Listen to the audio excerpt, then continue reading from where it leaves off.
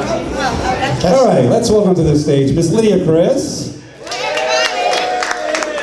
Mr. Mark Montague, and Mr. Mark Britton, as well as the Alcoin Foundation, which is over here. And but we're going to go ahead and start with just a run through of your history with the band, the three on stage, and then you can take it from there and doing the introductions on what that's all about. Who do you want to? You can take it wherever you want to go, and then we're going to do Q&A. Can you hear me? Okay. Can you hear the lovely young lady? I'm Lydia Criss. I was married to Peter Criss. We met in 1966, so I was with him way before KISS ever was even thought of. We got married in 70, and in 72, that's when KISS made a phone call. Gene made a phone call to talk to Peter, and that's when he joined the band. I am the inspiration, not directly, but indirectly. It's a long story for Beth. So I accepted the People's Choice Award. We got divorced in 79, and I wrote a book called Sealed with a Kiss, and it's all the time before KISS, during KISS, and a little bit after KISS. And I'm here to say hi and talk to you. Oh, sure. All right. My name is Mark Montague. I played with Peter Criss in a band called Criss from 1991 till 1996, and we were co-produced 2 records with him, writing partner, and we became partners there for the last 2 years. And the last thing I did was a record in 2004 with him. There you have it. And you just wrote a book. Oh, I wrote a book. Yeah, that's right. I use the term author loosely. Yeah. But yes, a book called Let the Cat Out of the Bag. Pick it up if you like. Enjoy it. He's selling it. He has a table. It's in the other room. In the other room. Me too. I'm in the other room also selling my book. Thank you. Okay, now we got Mark Britton. Oh. I'm Mark Britton. My uncle was the original manager of KISS. Without him, there probably wouldn't have been a KISS. And his name was Bill Coyne. And I've also got some other special guests here with me tonight. I actually have my mother here with me tonight, who's Bill's sister. And I've also got Roman here tonight, who is Bill's partner. So we're going to be answering some questions for all you people out there. And, he's known Bill all his life. And we're going to get my mom up here in a short, so you can ask her some questions too if you'd like. Thank you. Okay. Welcome, welcome. Well, guys, there you have it. That was a quick rundown, but there's a lot of history right here, so feel free to ask whatever questions you'd like.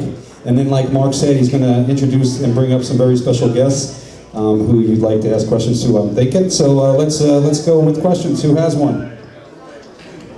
Okay, who has one?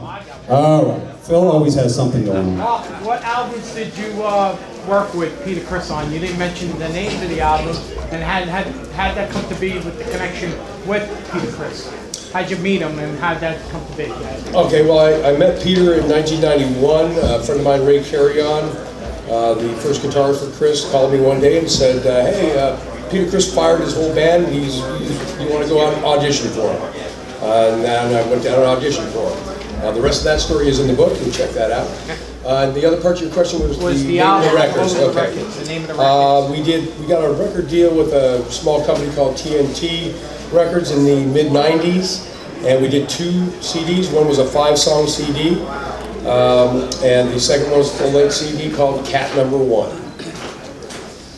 And what was your process in the making of that?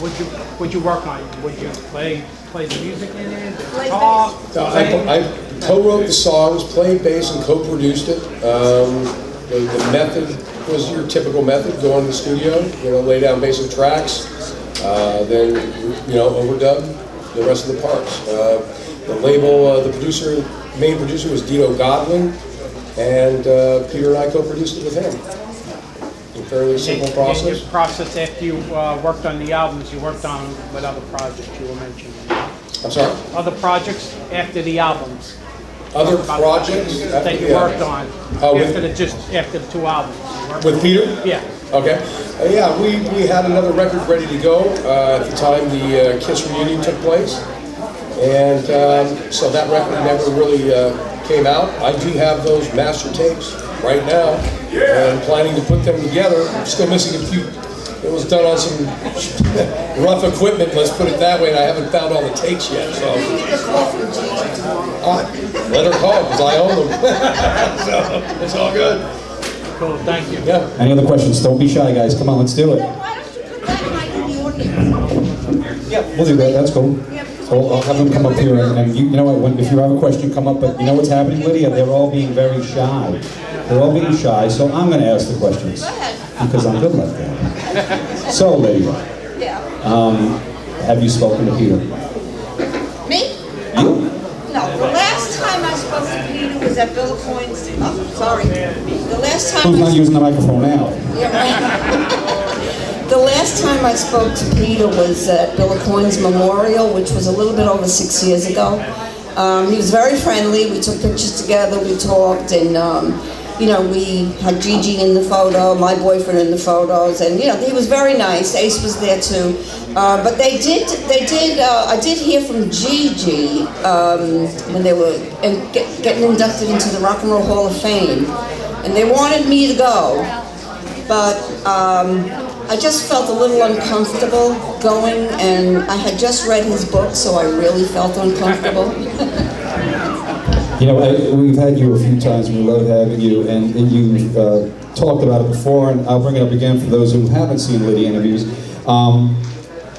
You know, how do you feel about the book? I know you say there were a couple things in there that you feel were way far-fetched. Well, Pete is an exaggerator. You know, he loves to exaggerate, and he doesn't actually have his facts straight. You know, he tries, but he doesn't. And you know, at the beginning of Peter's book, it says the names have been changed to protect the innocent. So he wrote a story, and I was there. He wrote a story and said it was Sean Delaney when it was really Bill Coyne. You know, and then the thing that he did, what most of the people he wrote about aren't alive anymore, so they can't even protect themselves. So Peter's a bit of an exaggerator, not a bit, a big exaggerator, and anyone that knows him knows he's like that. I mean, he'll be making $500 a week and he'll make it sound like 5,000. You know, it's like he just likes to make everything seem better than it is. You think there's somebody pushing him to say these things? Well, you know, I'm not sure, but I mean, you're thinking Gigi? I did not say that. I've met her. I really don't have anything bad to say about her. I haven't heard anything good about her, but I don't have anything bad to say. She never did anything to me. It was Deborah that did. So I really don't have any problems with Gigi. And if that's, I mean, she's been with him the longest of all his wives, so she must be doing something right. Well, there we go, guys. Mr. Montague. Yes, sir. What was your last contact with Peter? Okay. Is there a relationship? Is there a friendship? I spent 3 days at Peter's house in April. We played music together. He's a guest on my new record. And the entire story to that encounter will be in the addendum to Let the Cat Out of the Bag. It's one of the better stories I have. So there's no bad blood, it's good, you're moving along. I didn't say there's no There you bad go, see? say that. See how it goes? I didn't say that. Mr. O'Coin and Miss O'Coin, welcome. Let's give it a big round of applause for our first appearance here. And we really welcome you, and we really appreciate what your brother has given us. And rest in peace, his soul, we love him. And what is your recollection of Bill with the band? Were you at all the big shows? Were you wearing platform heels? You know, tell us all about it. Don't be shy now. You know, we know you're 60, but you know what? We got invited to all the shows, especially the one in New York. When he went to Madison Square Garden for the first time, we got a chauffeur drive and pictures taken, and then after that we had a chauffeur come and get us and whisk us off to a restaurant. I can't remember the restaurant's name, but we had to have kiss pins, lips that we had to wear. And so we all went there. They were very good. My son and my other son were very young, but they always wanted to go to the shows. And the first one we went to was in Beacon Theater. And Sean Delaney came up to me and said, I said to him, is it going to be this loud? And he said, you haven't heard them? And I said, no, I haven't heard them yet. So Sean came back with cotton to put in my ears. And from then on, one of Bill's bodyguards always had cotton or earplugs for me. But we always had a good time, and they were always gracious towards us. And was it just New York shows you went to, or did he ever offer to travel you, take you places, or were you just not? Yes. Oh, yes. When my parents were alive, he was so great to my mother and father. And when he moved out and had a home in Beverly Hills, he called and he said, would you get Mom and Dad to California for me? And I said, oh, I had two small kids, but I had a wonderful babysitter.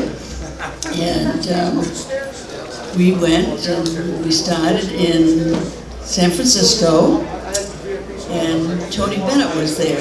And at the end of the show, Tony Bennett walked right up to the table and gave my mother a great big kiss. So I'm sure Bill had arranged that. And then we rode down, and my mother's favorite show was the Lawrence Welk show. And so, I don't know what Lawrence Welk, even we know who Lawrence Welk is. So, Bill couldn't make it that night, but the limousine picked us up, and we went to hear the Lawrence Welk show. The first thing Lawrence Welk said to my mother, will you dance with me? And my mother said, oh, no way. And then he asked me, and I said no. I was afraid he wanted to do the polka, and I could not do a polka. So then, when we saw the show, of course they panned us from the TV all the time. And then when we got back, his director said, oh, Betty, I'm so glad you didn't want to get up in that show. And I said, why? He said, because I would have had to pay you $89 for appearing on the show. And I said, why did you tell me that before? Well, that's great. And Mark, how about your history? You know, your mom just said you were real young going to shows, and what was your first show, and what was it like seeing them at that age? One of my first shows was actually at Beacon Theater, and it was actually a blast. You know, as a little kid, and I can still remember, like, Lydia was actually sitting in front of us or behind, and she was behind us. She was behind us, actually. And me and my brother were jumping up and down the seats and everything else, you know, and having a lot of fun. And my mother kept telling us to sit down. You know, you're distracting the people behind us. So that was one of the parts of that. That was a lot of fun. But the one thing that I'll never forget is on the way home, is my mother and father were talking in the station wagon. And my mother said to my father, she says, Bill and Sean have lost their marbles because of the fact that, you know, these guys in makeup and everything else, you know, what are they thinking, you know? And they ended up going on to be a great success, of course. So, some of the other things that I enjoyed, I mean, we used to go to Martha's Vineyard every year and stay out there. And, you know, my mother used to always complain because Bill was always late for Thanksgiving or Christmas, of course. So, you know, there's always a telephone call back and forth about that and stuff. But, you know, we had a lot of fun when we were kids. You know, backstage wasn't backstage like it is nowadays. You know, it wasn't a meet and greet. You actually went backstage and there was food and, you know, drink and everything else. And then there's always a good party afterwards, especially in New York or LA or someplace else, you know. So, and you know, it's just nice being able to, you know, to go backstage and meet everybody and have a great time. That's awesome. For all of you on stage, have you recently seen Kiss? Have you recently seen any Kiss shows? My last Kiss show was in I think it's about 2 or 3 years ago maybe, in Finland, when they started with the Monster Stage. Finland doing a convention with Richie Scarlett and his wife Joanne, and we went to the show, and we had these tickets that were on, ground level, but we had a stand. Richie didn't want to stand, so we had the girl that was taking care of us try to switch our tickets with somebody else's. So she finally found someone that would trade 3 tickets for 3 tickets, and turns out she was it was a mother with 2 children. She was probably thrilled because we sat at the very top of the venue. But it was my first time I ever did that with Kiss. I was never allowed in the audience except if I was to be at the soundboard, and that was once in a blue moon. Peter didn't want me in the pit taking photos. He said that it was too dangerous. So I was always on the stage, and once in a while, like maybe the forum, I think I sat in like the promoter seats. But I was in Finland, and I didn't get to see Kiss personally, but I did see them perform, and I was very, very, very impressed. It was the beginning of that tour, whatever that Spider Stage. Right, the Monster Tour. Yeah. You guys are here for you're promoting a very special thing today, and why don't you tell us a little bit about that, what we're going to do. We have another guest. You can bring anybody up if you'd like. Actually, Roman ran back to the table. We're actually promoting, we're trying to get my uncle into the Rock and Roll Hall of Fame, which is well deserved for him actually to get in there. I mean, it wasn't just Kiss that he managed. He went on to manage Billy Idol, Billy Squire, Tantrix, a bunch of other bands, and did a lot of work with a lot of other artists back in the day and stuff. So Piper. Can I cut you off for 1 second? I don't mean to be rude, but a round of applause for that. How do you feel? Feel okay? Yeah, I think so. I think so. So tell us more about it and what we can do to help out. Well, we need people actually to sign up. We have a petition going as far as getting him into the Rock and Roll Hall of Fame. And that's the first step of it, actually, to get him into the Rock and Roll Hall of Fame. Over in the other room, we have 3 computers where you can actually sign up and become a part of getting Bill into the Rock and Roll Hall of Fame. We very much appreciate it, and Very well deserved. very well deserved. I mean, this man has put his life into music, he put his life into TV, he put his life into anything he did, If somebody was going to do something, Bill was the person usually to end up doing it. People would tell him that can't be done, and Bill didn't care. Bill would, basically go out and say, don't tell me it can't be done, it's going to be done. Yeah. And Bill took all his channels and everything that he had, and he made things happen. So, same way he made Kiss happen, same way he made Billy Idol happen, same way he made Billy Squire happen, and so on and so on. Lydia? I'm sure everyone's heard the story that Bill Coyne, at the very beginning, financed Kiss's tour through his American Express card. So that takes a lot, and let me tell you, Bill was the best. I mean, always in a great mood, always a great person, very generous. And when he stayed at my place, this was like right before he passed away, and he stayed at my place, and he says, "Oh, thank you so much for letting me stay here." I said, "Bill, if it wasn't for you, I wouldn't have this place." So that's how much I love him. That's great.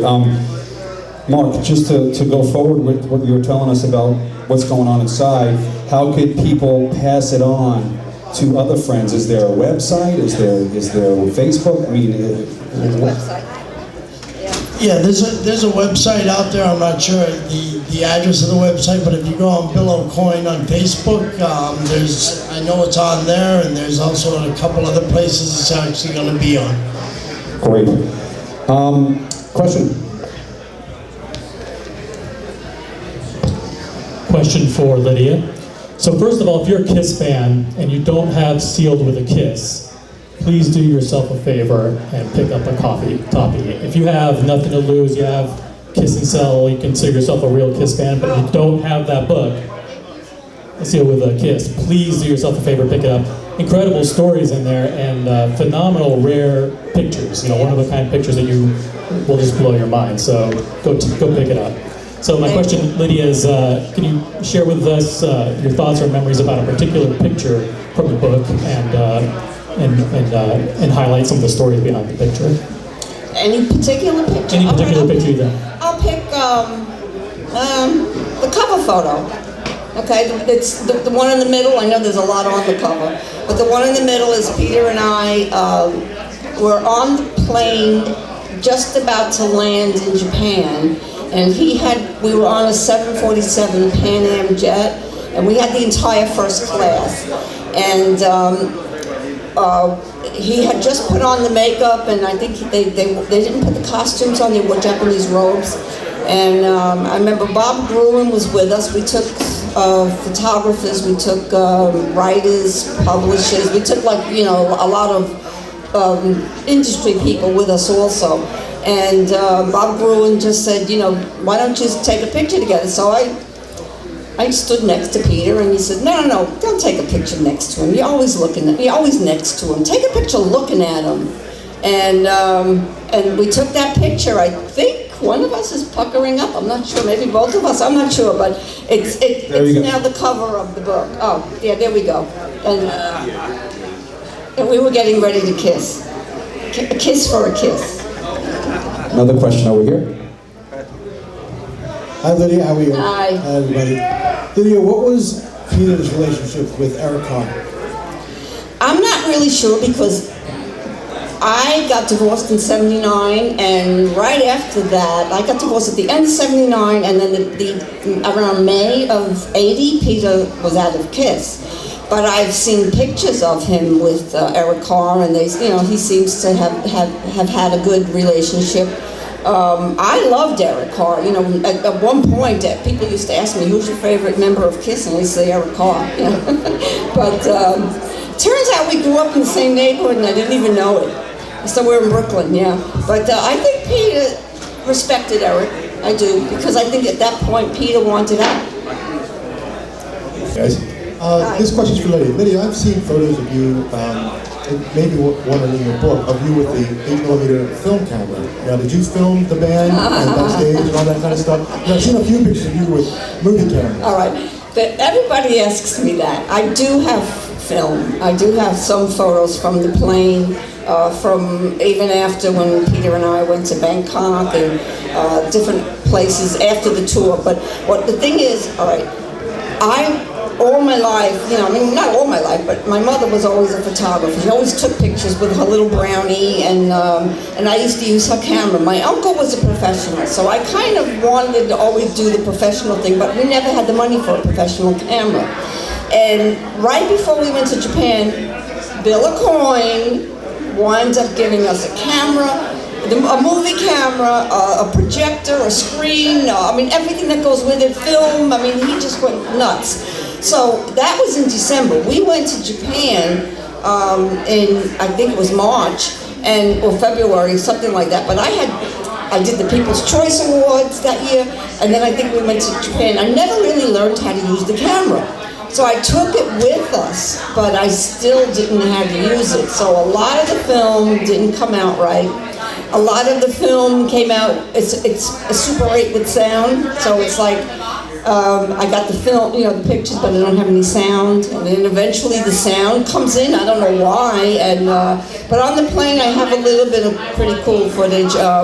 I see myself on the bullet train with the camera, and I don't really think I have anything from the bullet train, but I do have, actually Dave would know more what I've got than I do. No, they were just transferred over to DVD about a year ago.